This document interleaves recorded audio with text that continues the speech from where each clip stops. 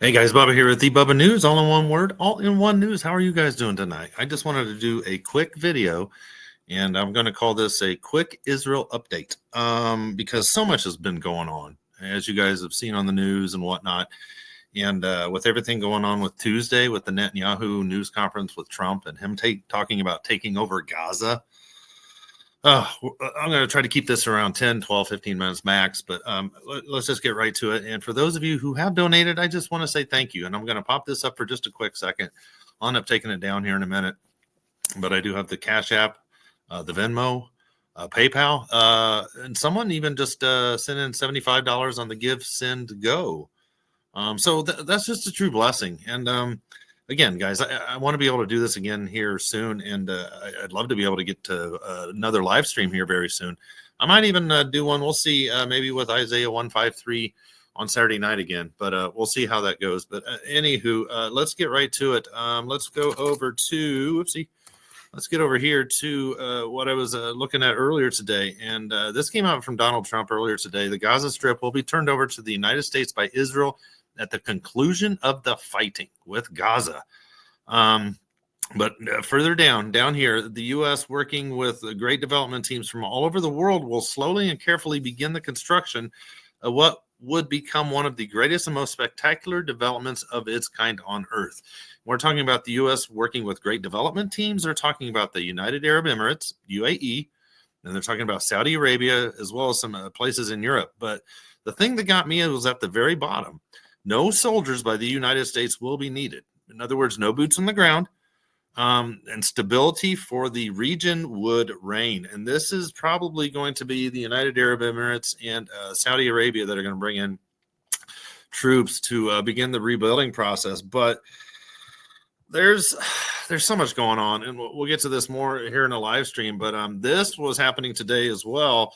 The Syrian army advanced into Lebanese territory, clashed with Hezbollah, and Hezbollah was trying to bring in some smuggle in drugs and more weapons. And this new Syrian government under the new president, al-Shara there of Syria, says nope. So they had mortar shells that were being fired at Hezbollah operatives. So this is getting kind of squirrely with everything going on here.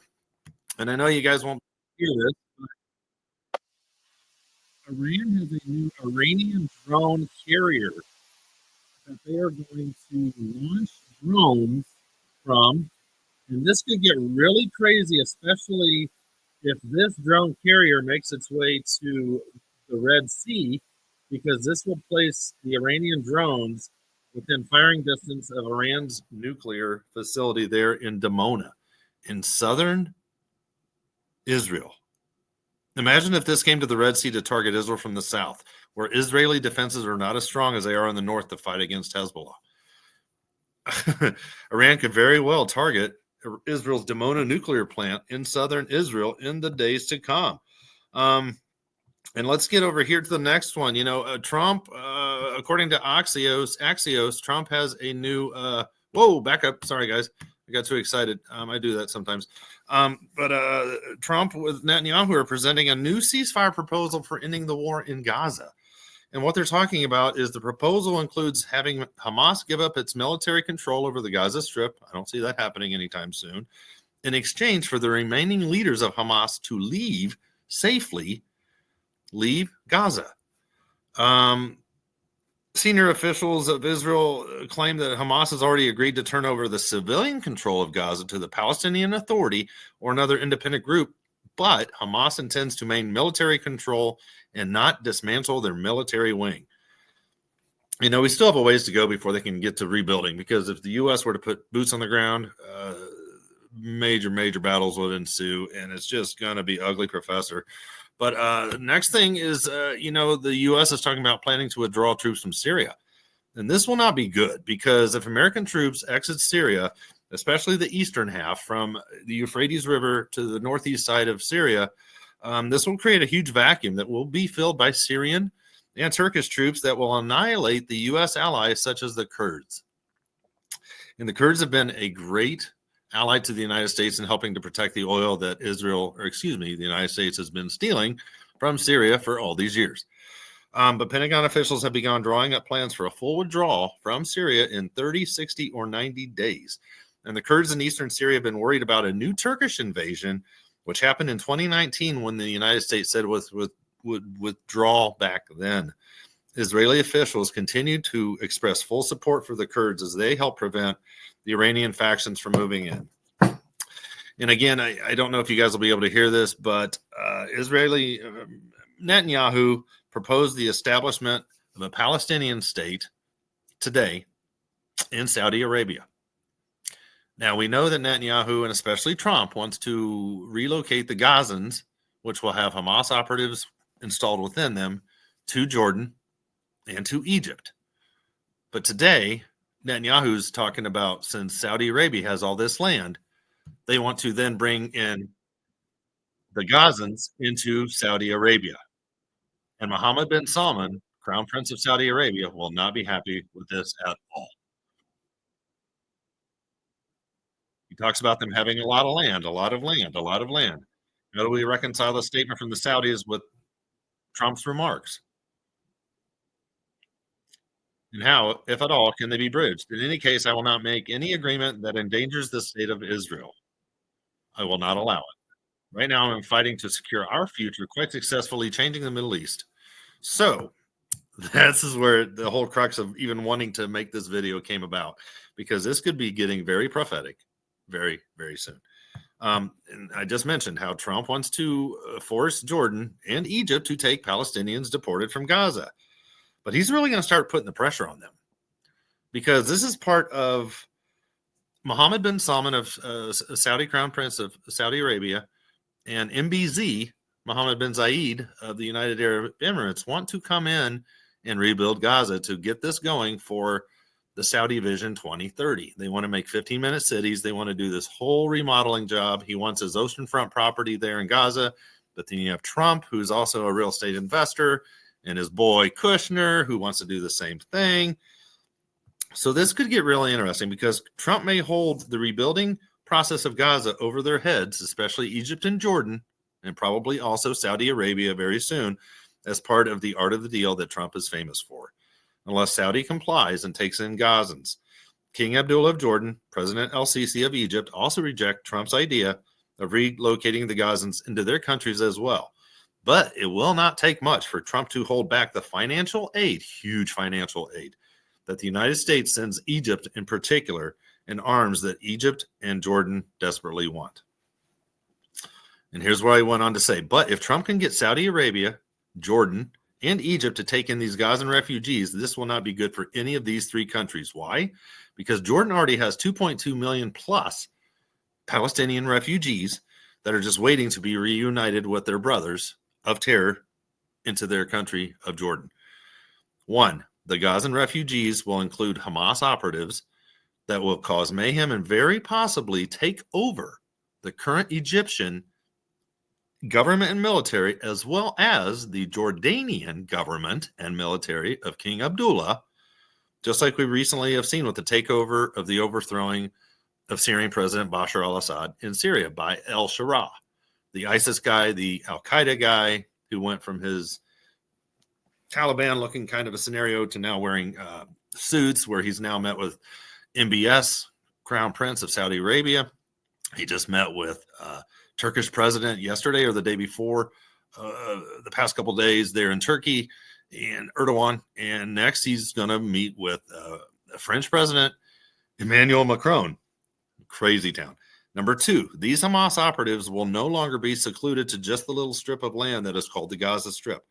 This people group of terrorism will surround Israel if they move to Egypt, Jordan, Saudi Arabia, like we've never seen before. Hence, the Psalm 83 confederacy of people groups surrounding Israel could just explode into a prophetic reality. And here's what I went on to say. I said, you don't believe me? Just look at these maps. This is where the people would go. This would be the perfect setup of the people groups intermingling into becoming the Arab confederacy that will fully envelop and surround Israel. You know, we've got Psalm 83, verse 6. I'm just going to go over this with you guys, and I'll point it out.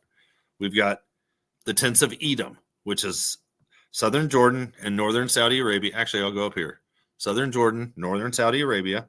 We've got the Ishmaelites, which is northwest and western Saudi Arabia. And I'll show you this map over here because it shows you all the way into Saudi Arabia where the Ishmaelites go. We've got Moab. We've got central Jordan. We've got the Hagarenes. Let's go back to the other map. The Hagarenes, which are there into Egypt proper, going right into Egypt. Next verse, Psalm 83, verse 7. We have Gebal. Gebal is up here in central and northern Lebanon, which is still a very strong Hezbollah stronghold. We've got Ammon, Jordan. Continuing in Psalm 83, verse 7, which is northern Jordan.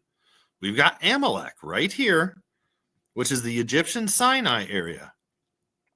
We've got Philistia, of course, which is Gaza and Hamas.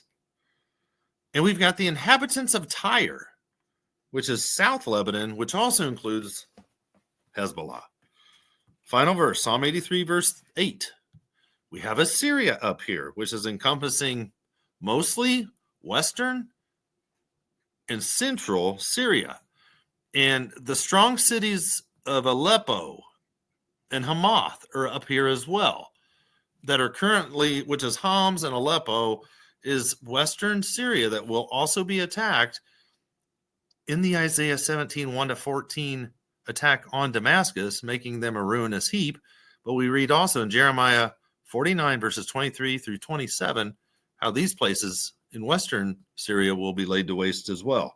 And then we finally have the children of Lot. That's really not on this map, but this is far northern Saudi Arabia over here, which touches into Jordan and also goes into western Iraq.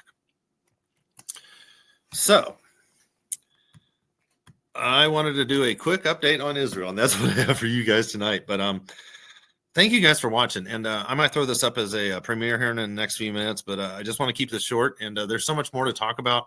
I really want to do a live stream very soon. And once again, thank you guys so much for your love, your friendship, your support, your encouragement, your prayers.